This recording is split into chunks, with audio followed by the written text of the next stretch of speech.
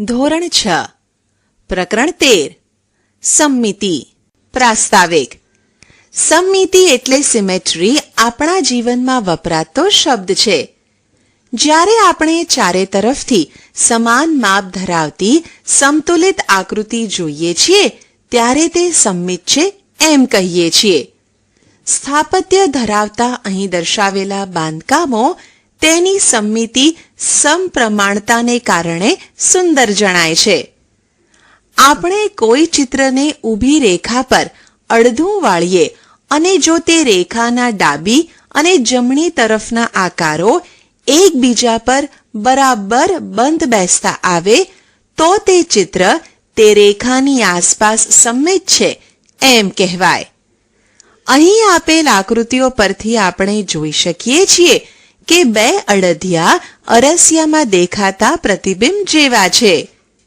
જો આપણે ઊભી રેખા પર અરીસો ઊભો રાખીએ તો જણાશે કે તે એક તરફના ચિત્રનું અરીસામાં દેખાતું પ્રતિબિંબ બીજી તરફ ચિત્ર પર બંધ બેસતું આવે છે.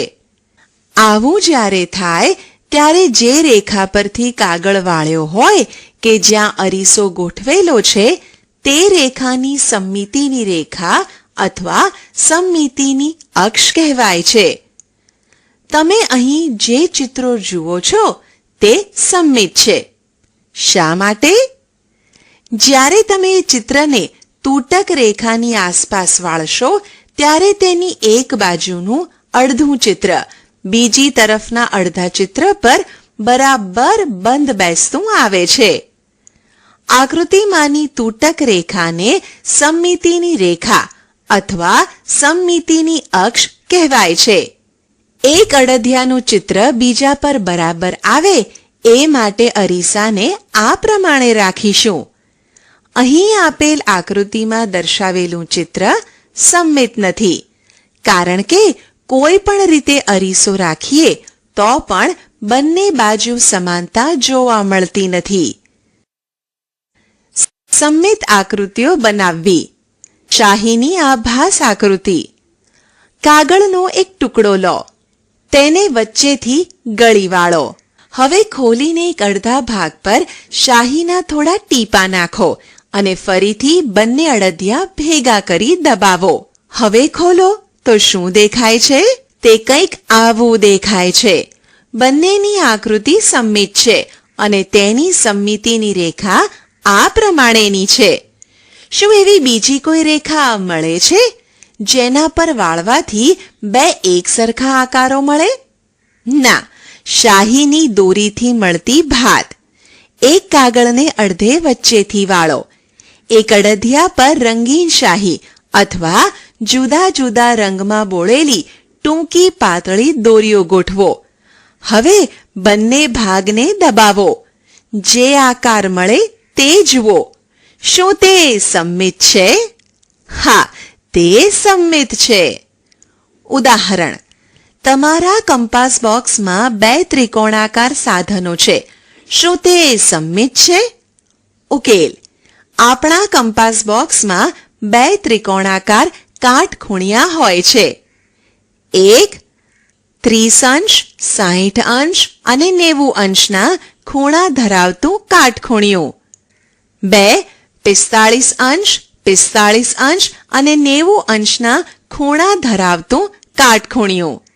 આ બે કાટખૂણિયામાંથી બીજા નંબરનું એટલે કે 45 અંશ, 45 અંશ અને 90 અંશ ખૂણા ધરાવતું કાટખૂણિયું સમમિત છે. એક નંબર એટલે કે 30 અંશ, 60 અંશ અને 90 અંશના ખૂણા ધરાવતું કાટખૂણિયું સમમિત નથી. સમમિતિની બે રેખાઓ વાળી આકૃતિઓ. પતંગ. તમારા કંપાસ બોક્સમાં એક ત્રિકોણાકાર સાધન છે જેના ખૂણાના માપ 30 અંશ, 60 અંશ અને 90 અંશ છે. આવા બે સમાન એકરૂપ એટલે કે સરખા માપવાળા સાધનો લો.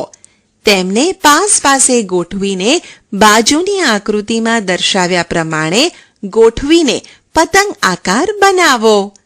આ આકારને સમમિતિની કેટલી રેખાઓ છે? 1. શું તમને એમ લાગે છે કે કેટલાક આકારોમાં એક કરતાં વધુ સમમિતિની રેખાઓ હોઈ શકે? હા, લંબચોરસ. કાગળનો લંબચોરસ ટુકડો દાખલા તરીકે પોસ્ટકાર્ડ લો. તેને તેની લંબાઈને સમાંતર બરાબર વચ્ચેથી એવી રીતે વાળો કે જેથી ઉપરનો અડધો ભાગ બીજા અડધા ભાગ પર બરાબર બંધ બેસતો આવે. આ રીતે વાળવાથી મળતો સળ રેખા સમમિતિની રેખા છે, કારણ કે બંને બાજુ સમાનતા જોવા મળે છે. હવે તેને ખોલો અને ફરીથી એ જ રીતે પહોળાઈને સમાંતર વાળો. આ બીજો સળ રેખા પણ સમમિતિની રેખા છે. અહીં આ બંને રેખા પણ સમમિતિની રેખા છે. 2 થી વધુ સમમિતિની રેખાઓ ધરાવતી આકૃતિઓ. કાગળનો ચોરસ ટુકડો લો. તેને ઊભો એટલે કે શિરોલંબ અડધો વાળો. હવે તેને ફરીથી આડો એટલે કે ક્ષૈતિજ અડધો વાળો. એટલે કે તમે 2 વાર વાળ્યો છે. હવે તેને ખોલી કાઢો અને ત્રીજી વાર તેને એક વિકર્ણ પર અડધો વાળો.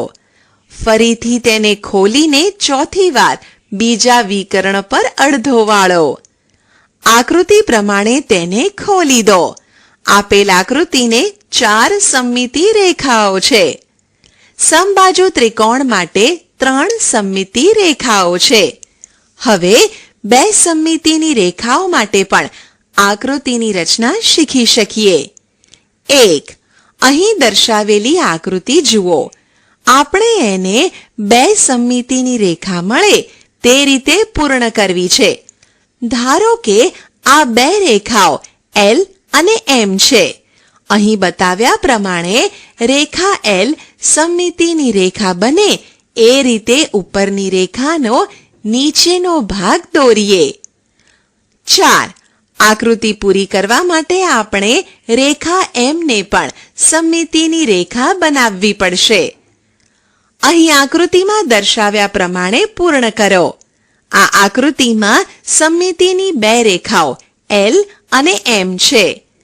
કેટલાક આકારોને એક સમમિતિની રેખા હોય છે, તો કેટલાકને 2 સમમિતિની રેખા હોય છે, તો વળી કેટલાકને 3 કે તેથી વધુ સમમિતિની રેખા પણ હોય છે. એવી પણ આકૃતિ હોય છે જેને સમમિતિની 6 રેખાઓ હોય છે. બધે સમમિતિ. તમે દરરોજ જુઓ છો તેવી રસ્તા પરની ઘણી નિશાનીઓ સમમિત હોય છે. કુદરતમાં પણ ઘણી વસ્તુઓના આકાર સમમિત હોય છે. રમવાના પત્તામાંથી કેટલાકને સમમિતિની રેખાઓ હોય છે. પત્તાની સમમિતિ શોધો. અહીં આપેલ પત્તાની સમમિતિની રેખાઓ આ પ્રમાણે દોરી શકાય. અહીં આપેલ કાતર જુઓ. તેને એક સમમિતિની રેખા છે. આ સુંદર આકૃતિ જુઓ. એકોત્સ સ્નોફ્લેક તરીકે ઓળખાય છે. જો તમારી પાસે કોમ્પ્યુટર હોય તો તેમાં ફેક્ટલ્સ લખીને શોધ કરો તો આવી ઘણી સુંદર આકૃતિઓ મળશે. આ આકૃતિમાં સમમિતિની રેખાઓ આ પ્રમાણે મળશે. પરાવર્તન અને સમમિતિ. રેખાથી મળતી સમમિતિ અને અરીસામાં મળતા પ્રતિબિંબ સ્વાભાવિક રીતે જ પરસ્પર જોડાયેલા છે. આપેલ ચિત્રમાં અંગ્રેજી અક્ષર M નું પ્રતિબિંબ દર્શાવેલ છે. અરીસો અદ્રશ્ય છે તેવી કલ્પના કરીને તમે તેનું પ્રતિબિંબ જોઈ શકો. વસ્તુ અને તેનું પ્રતિબિંબ અરીસાના સંદર્ભમાં સમમિત છે. જો કાગળને વાળવામાં આવે તો પડતો સળ સમમિતિની રેખા બને છે. આપણે એમ કહીએ કે પ્રતિબિંબ એ વસ્તુનું અરીસામાં થતું પરાવર્તન છે. તમે એ પણ જોઈ શકો કે જ્યારે કોઈ વસ્તુનું પરાવર્તન થઈ પ્રતિબિંબ મળે છે ત્યારે વસ્તુની લંબાઈ અને ખૂણાઓ તથા પ્રતિબિંબની અનુરૂપ લંબાઈ અને ખૂણાઓ સમાન હોય છે. પરંતુ મૂળ વસ્તુ અને પ્રતિબિંબ વચ્ચે એક બાબતનો તફાવત આવે છે. તમે આ તફાવત શું છે તેની ધારણા કરી શકો? ચાલો સમજીએ. જ્યારે તમે અરીસામાં વાળ જમણા હાથથી ઓળતા હોય તો અરીસામાં તે ડાબો હાથ દેખાશે. ચોરસ ખાનાવાળા કાગળ પર આકૃતિ ABC દોરો. રેખા L ને અરીસાની રેખા લઈને તેનું પ્રતિબિંબ A', B', C' મેળવો. રેખાખંડ AB અને A', B', રેખાખંડ BC અને B', C' તથા રેખાખંડ AC અને A', C' ની લંબાઈ સરખાવો. શું તે ભિન્ન છે? ના, તેઓ સમાન છે. કોણ માપકનો ઉપયોગ કરીને ખૂણો ABC અને ખૂણો A', B', C' ના માપ સરખાવો. શું પ્રતિબિંબના ખૂણાનું માપ બદલાયું છે? ના. A', B', અને C' જોડો. કોણ માપકનો ઉપયોગ કરીને રેખા L અને A', રેખા L અને રેખાખંડ B', રેખા L અને રેખાખંડ C' વચ્ચેના ખૂણાના માપ મેળવો. આ બધા ખૂણાઓ 90 અંશના છે. કાગળના ભાતચિત્ર. લંબચોરસ આકારનો રંગીન પાતળો કાગળ લો.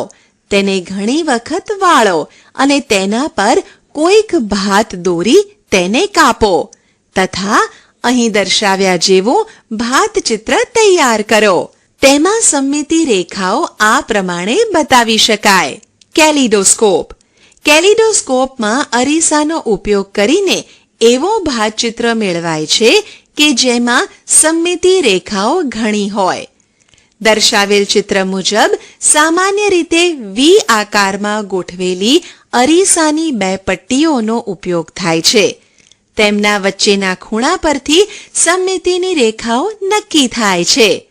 અહીં કેટલીક સમમિતિ આકૃતિઓ દર્શાવેલ છે. પ્રતિબિંબિત સમમિતિનો એક ઉપયોગ. ન્યૂઝપેપર વહેંચનાર એક છોકરાએ કોઈક બિંદુ P આગળ સાયકલ મૂકીને બે ઘર A અને B માં પેપર આપવા જવું છે. તેણે કેવી જગ્યાએ સાયકલ મૂકી જેથી તેણે ચાલવાનું અંતર AP + BP ઓછામાં ઓછું થાય. તમે અહીં પ્રતિબિંબથી મળતી સમમિતિનો ઉપયોગ કરી શકો. શેરીના રસ્તાને અરીસાની રેખા તરીકે લઈ A નું પ્રતિબિંબ A' મેળવો તો રેખા A', B રસ્તાની રેખાને જ્યાં છેદે તે બિંદુ સાયકલ મૂકવા માટે યોગ્ય છે. રંગોળીની ભાત. આપણા દેશમાં કોલમ અને રંગોળી લોકપ્રિય છે. કેટલાક આકારો આપ્યા છે. તેમાં જણાતી સમમિતિ જુઓ અને નોંધો.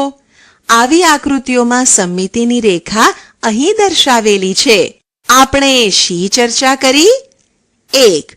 જો કોઈ આકૃતિને બધી રીતે સમાન બે ભાગમાં વહેંચતી રેખા દોરી શકાય તો તે આકૃતિ રૈખિક સમમિતિ ધરાવે છે.